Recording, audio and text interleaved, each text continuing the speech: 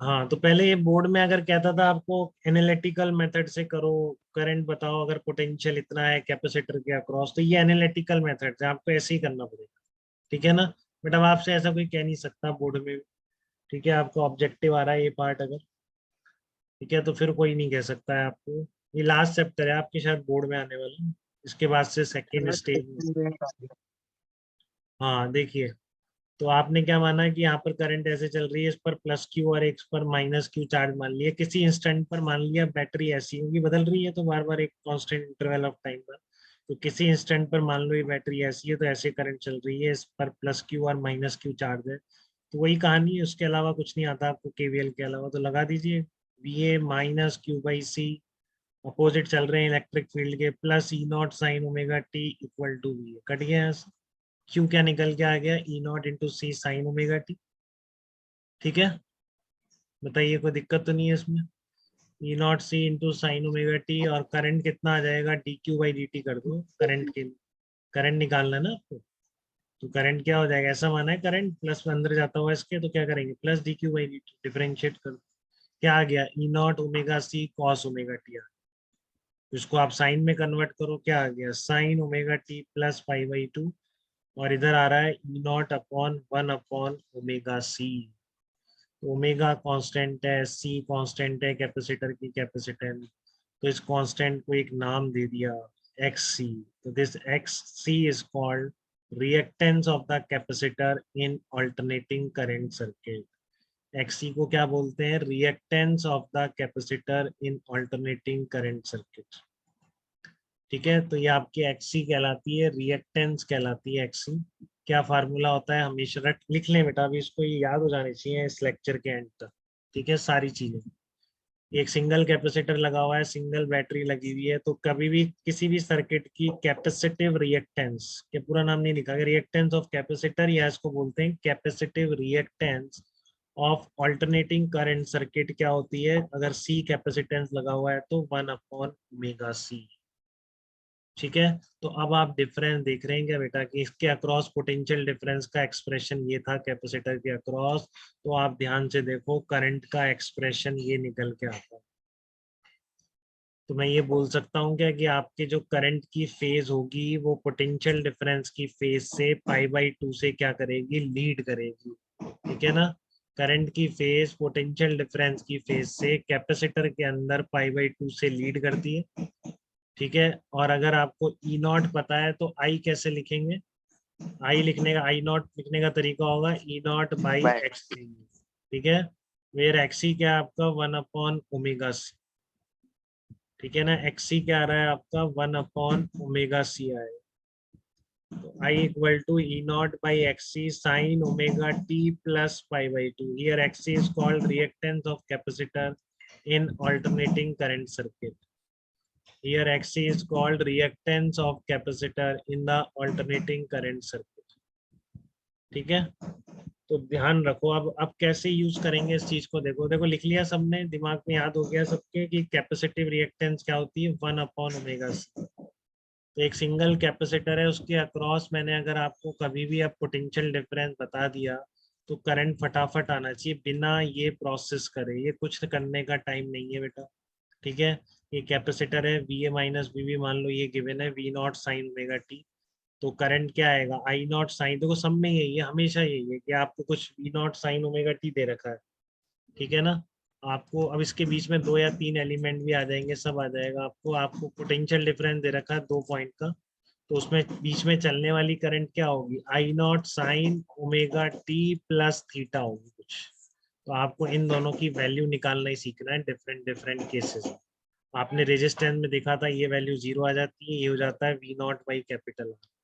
ठीक है, यहाँ पे कैपेसिटर है, इसमें अगर potential difference V not sine omega T लगाओगे तो ये वैल्यू हो जाती है V naught upon X C. ठीक है, और थीटा कितना आ जाता है, पाई बाई टू आ जाता है। तो आप हमेशा ध्यान रखोगे कैपेसिटर में जो करंट होती है वो पाई बाई टू की फेज से लीड करती है, इसको क्या बोलेंगे, current Leeds by phase angle of pi by to. ठीक है, current Leeds by phase angle of pi by to, ये हमेशा ध्यान रखेंगे किसमें, कैपेसिटर के अंदर। करंट लीड करती है वोल्टेज से। तो देख लो V A minus V B, मान लो अब ये तो था, ठीक है आगे। अब मान लो ए और बी का पोटेंशियल डिफरेंस ये दे रखा है, V not cos omega T दे रखा है, ठीक है। ए और बी का पोटेंशियल डिफरेंस क्या दे रखा है, V not cos omega T. तो आई नॉट कैसे निकालोगे, तो आई नॉट होगा V naught by X C, ठीक है। और आपका ये कितना आ गया, मैंने बाई रूट टू से दोनों तरफ डिवाइड कर दिया, तो आई आर एम एस में भी ये रिलेशन आ गया, ठीक है ना। तो आई नॉट बोलो या आई आर एम एस बोलो, दोनों कितना आ रहे हैं, V R M S upon X C आ रहा है। पीक वैल्यू या R M S value direct X C का यूज करके निकाल सकते हैं। तो अगर ये पोटेंशियल डिफरेंस है तो आई कितना होगा, आई नॉट, और फेज क्या होगी करंट की, पाई बाई टू से आगे हो जाएगी, cos omega T plus pi by to हो जाएगी, ठीक है। कभी भी ऐसे नहीं लिखेंगे, सर ज्यादा इम्पोर्टेंट। हाँ योजना बताइए बेटा। सर रेजिस्टर में कोई लीड नहीं करता, दोनों साथ चलते हैं। हाँ रेजिस्टेंस में सेम फेज में, ओके सर। है ना। अब जैसे आपका ये ए और बी है, क्या मतलब हो रहा है, आपको V A minus V B दे रखा है कैपेसिटर के across, V not sine omega T plus pi by six दे रखा है, ठीक है। हाँ V A minus V B दे रखा है, V not sine omega T plus pi by six, capacitor के अक्रॉस पोटेंशियल डिफरेंस है। तो करंट डायरेक्टली लिखी जाएगी बेटा, कैसे, सबको आ रहा है समझ में। वी नॉट डिवाइडेड बाई, क्या लिखो नीचे, वी नॉट डिवाइडेड बाई, जल्दी बताओ, ओमेगा सी। एक्स, एक्स सी अलग से वन अपॉन ओमेगा सी है, ठीक है ना। जैसे आर लिखते हैं तो रेजिस्टेंस, वैसे रिएक्टेंस, तो वी नॉट बाई रिएक्टेंस।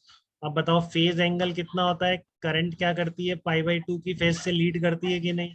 तो जो भी आपके वोल्टेज की फेज है, जो भी वोल्टेज की फेज है उसमें आप क्या करेंगे, पाई बाई टू ऐड कर देंगे।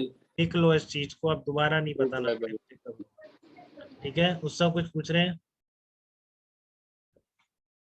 नहीं सर, वो ये बता रहा था 2 पाई बाई 3 होगा। हाँ ठीक है ना। तो आपको जो भी फेज है आपकी पोटेंशियल डिफरेंस की, उसमें आप क्या करेंगे, उसमें ऐड कर देंगे। अब मान लो ये पूछ लिया, चलो ये तो आ गया sine omega T plus pi by six, ये एग्जांपल यहाँ भी दे रखा है। अब मैं कह रहा हूँ इसमें करंट, कैपेसिटर में करंट का एक्सप्रेशन दे रखा है आपको। करंट का एक्सप्रेशन क्या दे रखा है, लेट से ए और बी के बीच करंट चल रही है, कितनी, I not sine omega T current चल रही है, ठीक है, कैपेसिटर में। बेटा ये मैं कह रहा था, ऐसे मत करना कि आपको मैंने एक्स सी बता दिया तो आपकी बहुत गंदी आदत है वी बाई आर लगाने की। तो वी बाई एक्स सी ये इंस्टेंटेनियस के लिए वैलिड नहीं है, ठीक है ना। इंस्टेंटेनियस कभी भी नहीं आएगी, ये वी नॉट बाई एक्स सी से केवल आई नॉट या आर एम एस ही आ सकते हैं, समझ रहे हैं इस चीज को। इंस्टेंटेनियस कभी भी नहीं आ रही ना, ऐसी निकाली हमने, ये होती है तो क्या आता है, C naught sine omega T पर आई क्या आ रही, naught by R, E by R थोड़ी नहीं आ रही, ठीक है ना। फेज भी चेंज होता है इसमें, sign omega T plus pi by to, वैसा केवल रेजिस्टेंस में होता है, इसमें नहीं। अब मैं कह रहा हूँ कैपेसिटर में करंट कितनी चल रही है आपकी, V A minus V B, ये वाली करंट चल रही है, I not sine omega T. तो बताओ पोटेंशियल डिफरेंस कितना होगा, कौन बता सकता है। पाई बाई 2 कम होगा इससे, क्योंकि फेज में पाई बाई टू कम कर अच्छा देंगे वी और नॉट वी कितना नॉट होगा, वी को नॉट बताओ आई सब। नॉट एक्स से। वी नॉट की जगह क्या आएगा ये उससे सर जल्दी, वी नॉट की जगह क्या आई आएगा, नॉट इनटू एक्स हाँ I not into X C sine, ठीक है। Omega T omega minus pi by 2। हाँ लैग कर दोगे इसको, लैग करेगा वोल्टेज, करंट लीड करेगा, तो इस तरह से लिख दोगे, ठीक है। तो ये दूसरा एलिमेंट था आपकी लाइव का एसी सर्किट का, कोई भी गलती नहीं करेगा इसमें, ठीक है ना। निशांत आपने नॉट अपॉन एक्स सी यहाँ सही लिखा है, बिल्कुल एग्जैक्टली, वेरी गुड। तो कोई डाउट तो नहीं है निशांत आपको कैपेसिटिव सर्किट में अल्टरनेटिंग करंट की, ठीक है। सर कोई डाउट नहीं है। हाँ वेरी गुड बेटा, सीधा सा फंडा है कि करंट क्या करेगी आपकी, करंट इसमें लीड करेगी, कैपेसिटर में करंट लीड करती है, अभी से याद कर लो, फिर आगे कोई भी ट्रिक याद नहीं करनी पड़ेगी इस चीज को याद करने की, बहुत सारी ट्रिक बताते हैं लोग, बट ये सीधा याद हो जाता है, कैपेसिटर में करंट लीड कर रही है, बस खत्म। इंडक्टर में इसका उल्टा आ जाए, तो आप तो कैपेसिटर की याद करो, कैपेसिटर में क्या होता है, करंट लीड करती है पाई बाई टू की फेज से, ठीक है। current leads by phase angle of pi by 2 in case of capacitor in the alternating current circuit। अगर कैपेसिटर के अक्रॉस पोटेंशियल डिफरेंस गिवन है तो बिना इंटीग्रेशन करे, बिना कुछ भी अप्लाई करे, डायरेक्टली आप उसमें चलने वाली करंट लिख सकते हो, ध्यान रखना। फिर वो केवीएल लिख के और फिर डिफरेंशिएट करके देखने का इतना टाइम नहीं है मेरे को, ठीक है। सीधा सा आप वोल्टेज की फेज में π/2 ऐड कर दो और जो I नॉट है दैट इज V0/XC, ठीक है। तो ये दो एलिमेंट याद हो गए बेटा हर बच्चे को, जैसा मुझे लग रहा है 85 बच्चों को याद हो गया कि पहला रेजिस्टर और दूसरा ये कैपेसिटर।